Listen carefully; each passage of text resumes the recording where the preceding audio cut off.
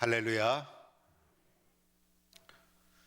사람은 참 변하지 않는 존재입니다. 사람만큼 변하지 않는 존재가 어디에 있을까? 사람이 참 변함이 없다는 것은 나 자신을 잘 살펴보면 알 수가 있습니다. 그런데 이러한 사람도 예수님 만나면 변화가 됩니다. 예수님의 능력은 끝이 없으신 분이십니다. 예수님 만나면 생각이 바뀌고 마음이 바뀌고 삶이 바뀌고, 그래서 예수님 만난 모든 사람은 변화를 경험하게 됩니다. 오늘 말씀에 평범한 사람으로 살아가던 베드로가 예수님을 만나서 변화된 삶을 살아갑니다. 예수님과 함께 인류 역사에 길이 남는 베드로가 됩니다. 도대체 베드로는 어떠한 가정을 통해서 어떻게 예수님을 만나고 어떻게 변화되었길래 이렇게 변화된 삶을 살아가게 되었을까? 오늘 말씀을 살펴보고자 합니다. 오늘 누가복음 5장 1절 말씀에 무리가 몰려와서 하나님의 말씀을 들을세라고 시작이 됩니다. 많은 무리들이 하나님의 말씀을 들으려고 몰려옵니다.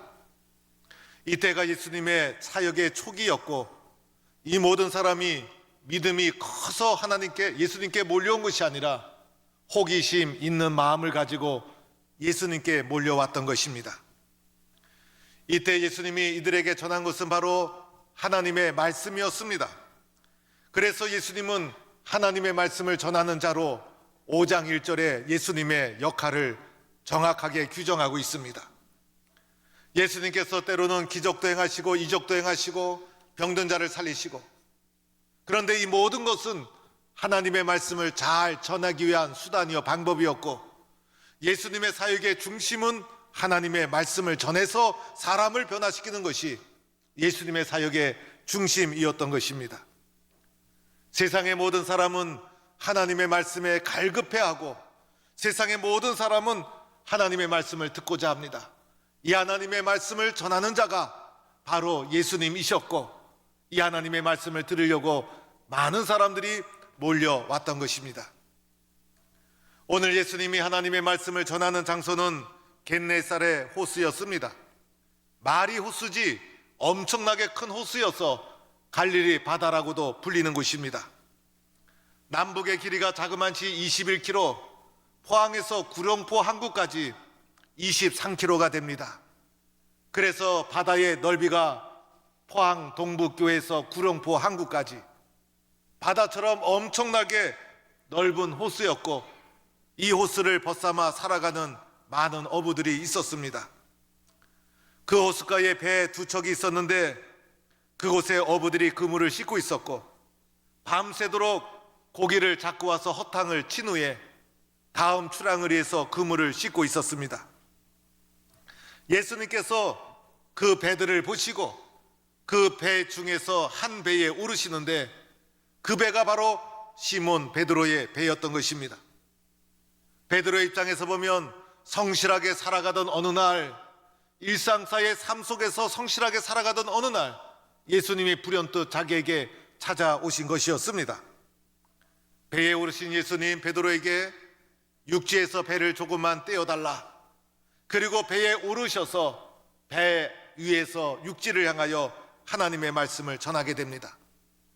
마치 베드로와 예수님이 이미 알고 있었던 관계인 것처럼 자연스럽게 부탁하고 자연스럽게 그 배에 오르시고 말씀을 전했던 것입니다. 말씀을 전하시던 예수님, 말씀을 마치시고 나서 갑자기 베드로에게 말을 걸어오십니다. 시몬아, 깊은 데로 가서 그물을 내려 고기를 잡으라. 이 말씀은 매우 당황스러운 말씀이었습니다. 이 말씀은 예상하지 못한 당황스러운 예수님의 베드로를 향한 말씀이었습니다. 고기 잡는 거 베드로가 전문가 아닙니까? 그래서 고기 잡는 것이라면 베드로에게 물어보아야 되지 않습니까? 예수님이 고기 잡고 싶으면 베드로야, 고기 잡는 것 나에게 좀 가르쳐다오, 이렇게 베드로에게 물어보아야 되지 않습니까? 예수님은 목수 출신 아닙니까? 그래서 예수님은 고기 잡는 거에 대하여 아무것도 모르는 분이셨습니다. 베드로가 밤새도록 고기를 잡고 와서 허탕을 치고 그물을 씻고 몸도 지치고 마음도 지치고, 그런데 갑자기 예수님이 베드로야 깊은 데로 가서 고기를 잡으라라고 말씀하시니 얼마나 당황스러웠을까. 예수님은 고기의 생리도 모르고 배가 있다고 시도 때도 없이 고기 잡으러 나가는 것도 아닌데 예수님이 매우 당황스러운 말씀을 하신 것입니다. 이해할 수 없는 말씀, 순종하기 어려운 말씀, 당황스러운 말씀을 베드로에게 하신 것입니다. 오늘 이 말씀 속에서 또한 깊은 곳이란이라는 단어가 나오죠. 깊은 곳과 고기하고 상관이 없습니다. 깊은 곳에 도리어 고기가 많지를 않습니다. 고기를 잡으려면 고기 떼의 흐름을 잘 봐야 되고 나름대로 어부로서의 전문성이 베드로에게 있는데 예수님께서 이해할 수 없는 말씀을 하신 것입니다. 오늘의 깊은 곳이라는 이 말씀, 우리의 삶에 영적으로 적용해 본다면 예수님이 우리에게 이렇게 말씀하는 것이 아닐까. 시몬아, 깊이 있는 삶을 살아라. 좀 더 깊이 있는 삶을 살아라. 본질을 추구하는 삶을 살아라. 의미 있는 삶을 살아야 되지 않겠느냐. 사람인데, 인간인데 그래도 깊이 있는 삶을 살아야 되지 않겠느냐. 우리의 삶에 대한 예수님의 요청이기도 한 것이죠.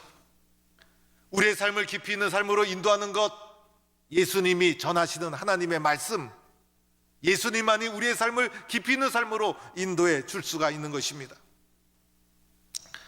이 말을 들은 베드로 어떻게 대답을 합니까? 예수님께 이렇게 대답합니다. 선생님, 예수님을 선생님이라 부르고 있다는 것을 주목해야 합니다. 베드로의 신앙이 깊지 않았다는 것입니다. 베드로가 마지못해 예의를 갖추어서 선생님이라고 부르는 것이죠.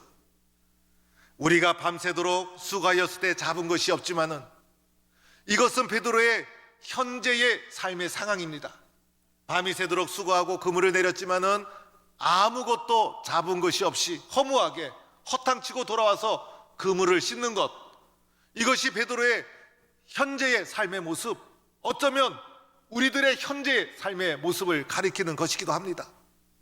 세상에서 수고하고 땀 흘리고 그러나 아무것도 거둔 것 없이 허무하고 허탕치고 보람 없이 살아가는 우리의 삶의 현 주소를 말해주고 있다 할 수가 있습니다. 이때 베드로가 인생의 중요한 결단을 합니다. 말씀에 의지하여 내가 그물을 내리리다. 예수님의 말씀에 베드로가 순종했다는 것입니다. 쉬운 결단이 아니었죠. 베드로는 전문가로서 경험도 있고 지식도 있었지만은 내 경험, 내 지식 다 내려놓고 예수님의 말씀에 기꺼이 순종한 것입니다. 이 순간 베드로가 다 믿고 다 알고 순종한 것이 아니었어요.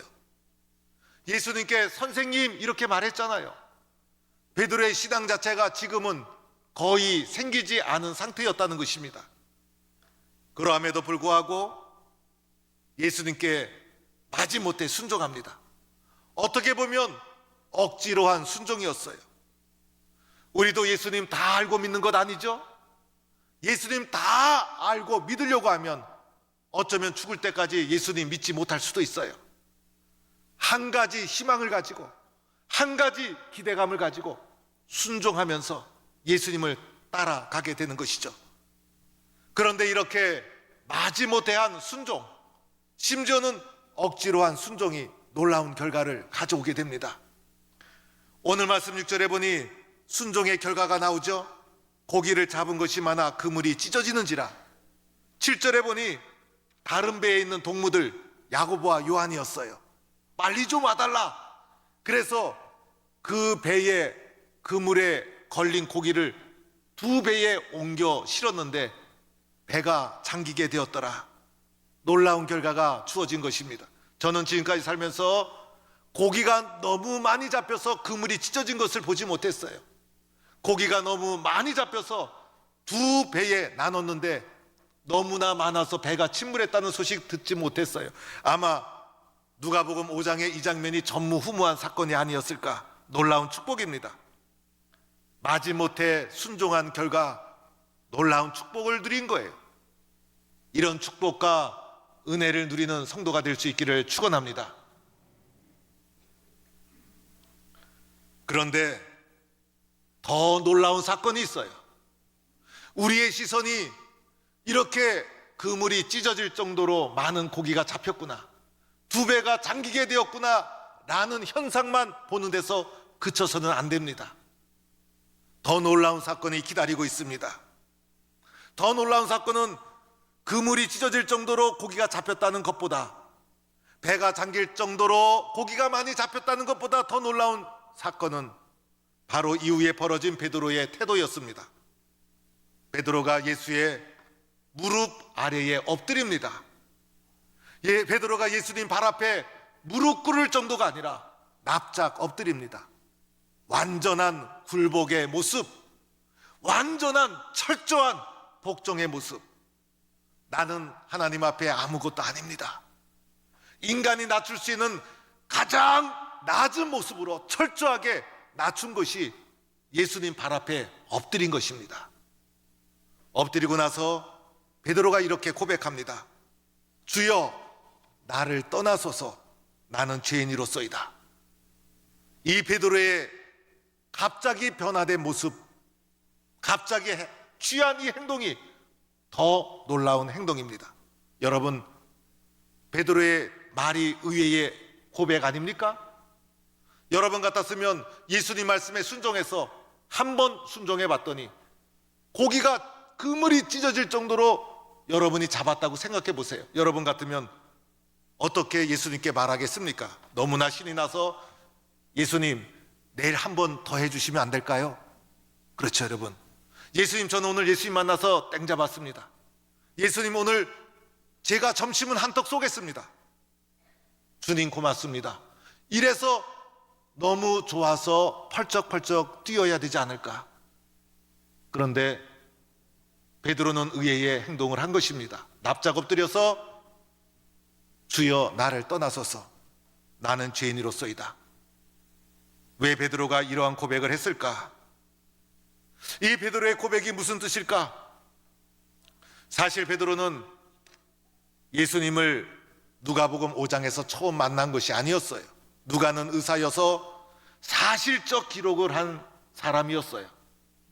누가는 베드로에 대한 행적을 기록하면서 누가복음 5장 바로 앞에 있는 4장에서 베드로와 예수님이 만난 흔적을 기록합니다. 누가복음 4장 38절에 보면 예수님이 베드로의 처갓집을 신방합니다. 이때 베드로의 장모가 중한 열병에 걸려 죽어가고 있었습니다. 다른 복음서에 보면 베드로의 안내로 예수님이 그 집에 들어가 장모님의 열병을 깨끗하게 고쳐주십니다. 이미 베드로와 예수님은 만난 적이 있었고 두 사람은 관계가 맺혀져 있었다는 것을 말해줍니다. 예수님이 갈릴리 바닷가의 많은 배 중에서 두 배에 주목해 주시고 그 중에서도 베드로의 배에 오르신 것은 이미 알고 있었기 때문이라는 것입니다. 베드로에게 베드로야, 육지에서 조금 뛰어달라, 마치 종을 부리듯이 예수님이 쉽게 베드로에게 말을 걸 수 있었던 것도 이미 베드로와 예수님은 관계가 맺어져 있었다는 것을 말해줍니다. 이 모든 것을 보면 베드로가 예수님을 찾아간 것이 아니라 이미 알고 있는 베드로 주목해 보시다가 예수님은 이때 베드로를 찾아가 주신 것이고 베드로를 예수님이 불러주신 것입니다.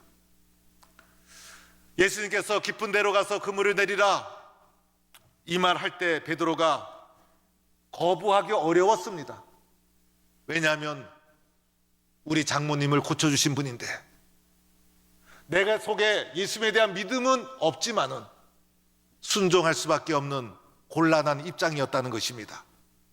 그래서 예수님에 대해서 선생님이라고 불렀던 것도 그것 때문이었습니다. 그래서 거부할 수 없는 이런 상황 속에서 마지못해 억지로 말씀에 의지하여 내가 그물을 내리리다라고 결단을 했는데 이 결단이 전적인 믿음의 결단이라 보기 어려웠다는 것입니다. 그런데 억지로 한 이 결단이 놀라운 결과를 초래하고 말았죠. 억지로 한 순종이 그물이 찢어지는 놀라운 축복을 받게 된 것이고, 억지로 한 이 순종이 예수님을 인격적으로 만나는 놀라운 결과를 초래하고 만 것입니다. 마침내 베드로가 주님, 나를 떠나소서, 나는 죄인이로소이다. 주님 앞에 완전히 엎드려서 이렇게 고백합니다.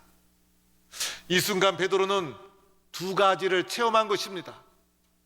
이때 베드로가 체험한 것이 두 가지였어요. 하나는 예수님의 절대적인 말씀의 능력을 체험한 것입니다. 예수님의 절대적인 말씀의 능력을 체험하고 나니 그 능력 앞에 납작 엎드릴 수밖에 없었습니다. 주여, 나를 떠나소서. 예수님의 놀라운 능력, 예수님의 번접할 수 없는, 비교할 수 없는 말씀의 능력을 체험하고 주님 앞에 엎드린 것입니다. 내 지식, 내 경험 아무것도 아니라는 것을 고백하는 것입니다. 주님의 무릎 앞에 엎드려서 주여, 나를 떠나소서, 이렇게 고백한 것은 예수님의 절대적인 말씀의 능력을 베드로가 이 순간 체험한 것입니다. 또 하나가 있었습니다. 자기 자신을 냉정하게 보게 되었다는 것입니다. 내가 얼마나 초라한 존재인지, 내가 얼마나 껍데기만 가지고 살아가던 존재인가를 보게 된 것입니다. 예수님의 말씀의 능력 앞에서 나 자신이 다 드러나고 만 것이었습니다. 말씀에 의지하여 그물을 내리겠습니다라고 멋지게 말했지만은 실상은 자기의 속에는 믿음이 없었던 것입니다. 그래서 나는 죄인입니다라고 고백한 것입니다. 교회를 다녀도 믿음 없이 다닐 수 있지 않습니까? 직분을 맡기는 맡았지만은 나에게 솔직히 내 내면을 보니 나의 믿음이 부족한 것을 내가 보지 않습니까? 이렇게 순종의 결과 예수님의 절대적인 말씀의 능력과 나 자신의 부끄러운 모습을 동시에 발견하면서 주님의 능력 앞에 가장 낮은 모습으로 엎드려서 주여, 나를 떠나소서, 나는 죄인이로소이다, 이렇게 고백하고 있는 것입니다. 이 부분이 오늘 말씀 전체에서 가장 중요한 부분이 됩니다. 말씀에 의지하여 그물을 내린 것도 중요합니다. 그러나 그 결과 무엇을 가져왔는가? 베드로가 주님을 인격적으로 결정적으로 만나서 주여, 나를 떠나소서, 나는 죄인이로소이다. 예수님을 만나 베드로가 변화되는 순간, 변화되는 이 순간이 오늘 말씀에서 가장 중요한 순간입니다. 오늘 우리도 예수님을 만날 때 주님의 절대적인 말씀의 능력에 대한 고백, 그리고 주님의 절대적인 말씀 앞에서 나의 부끄러운 죄된 모습을 인정하고 주님, 나를 떠나소서, 나는 죄인으로서이다, 이것이 주님을 깊이 있게 만나는 인격적인 만남의 사건인 것이고, 이렇게 예수님을 체험하는 동부의 성도가 될 수 있기를 축원합니다. 여러분, 이제 예수님께서 베드로의 삶의 목적을 바꿔주시죠. 이제후로는 내가 사람을 취하리라. 사람을 취하리라는 것은 사람을 살리리라.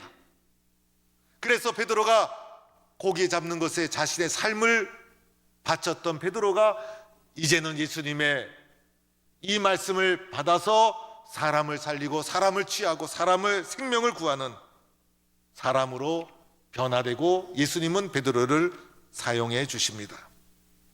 사랑하는 성도 여러분, 오늘 베드로를 부르셔서 변화시켜 주신 예수님, 오늘 이 자리에 우리에게 찾아오셔서 나도 부르시고 나에게도 변화를 촉구하고 계십니다. 오늘 예수님의 부르심 앞에 나는 어떻게 응답해야 되는가? 예수님의 부르심 앞에 나는 어떻게 대답해야 되는가? 세상에서 가장 귀한 것이 무엇일까? 다이아몬드일까? 아니면 금일까? 아니면 권력일까? 세상에서 가장 귀한 것이 무엇일까? 세상에서 가장 귀한 것은 바로 사람의 생명입니다. 사람의 영혼입니다. 사람보다 더 귀한 것이 어디에 있을까? 천하를 얻고도 생명을 잃어버리면 아무것도 아닙니다. 가정의 달 5를 맞이해서, 특별히 어린이 주일을 맞이해서 생명의 소중함, 가정의 소중함, 어린 아이의 소중함을 다시 한번 생각하게 됩니다.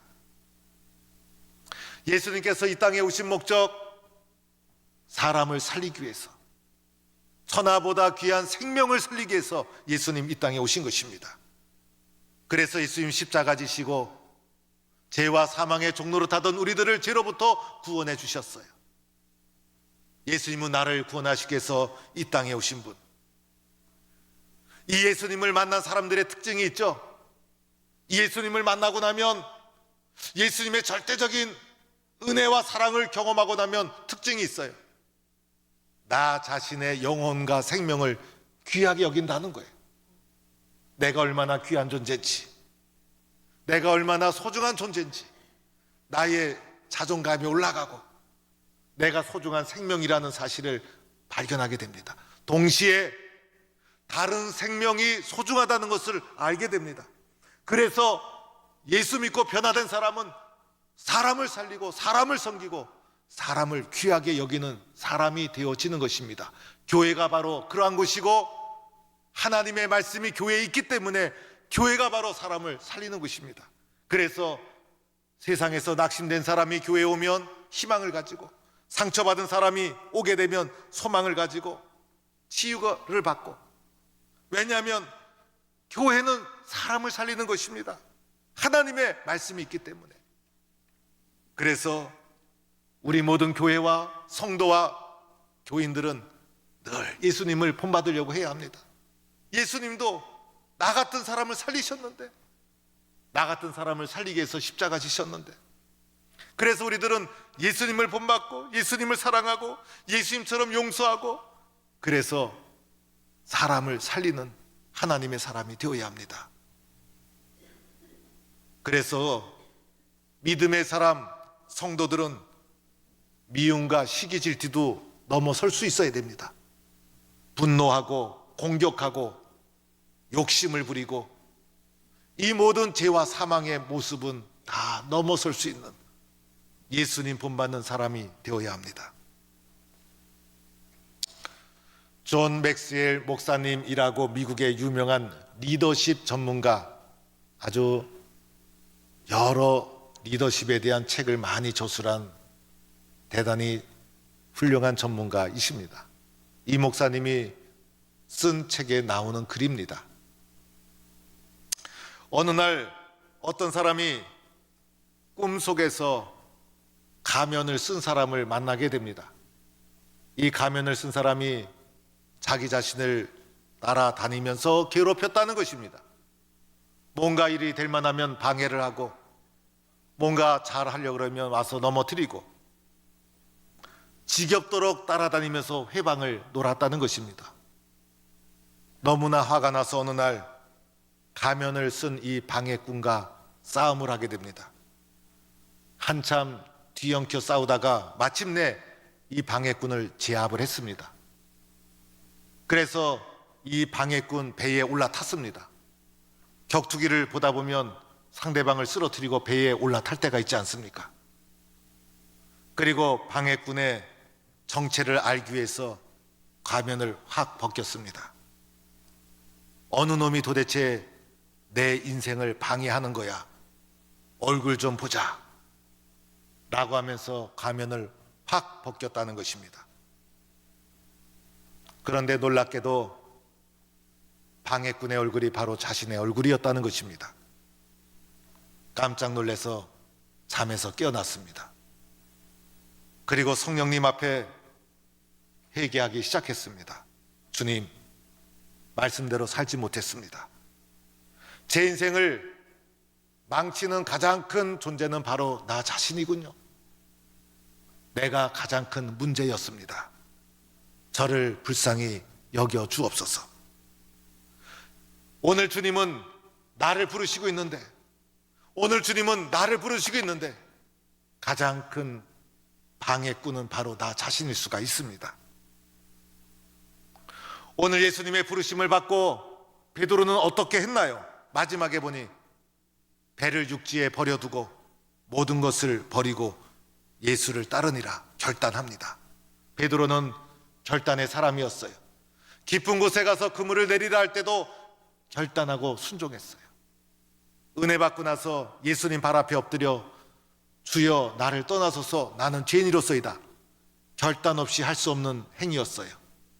오늘 마지막 주님이 사람을 취하리라 할 때도 모든 것을 버려두고 예수를 따르니라 결단했어요. 오늘 예수님이 저와 여러분을 부르십니다. 주님, 저는 사람을 살리는 사람으로 살겠습니다. 저는 사람을 존중히 여기며 살겠습니다. 하나님의 말씀으로 사람을 섬기며 살겠습니다. 변화된 삶을 결단하는 성도가 될 수 있기를 축원합니다. 변화된 저와 여러분을 통해서, 우리 동북교회를 통해서 하나님의 나라가 이 땅에 풍성한 열매를 맺게 될 것입니다. 이런 은혜가 우리 모든 성도들 위해 함께하기를 주의 이름으로 간절히 축원합니다.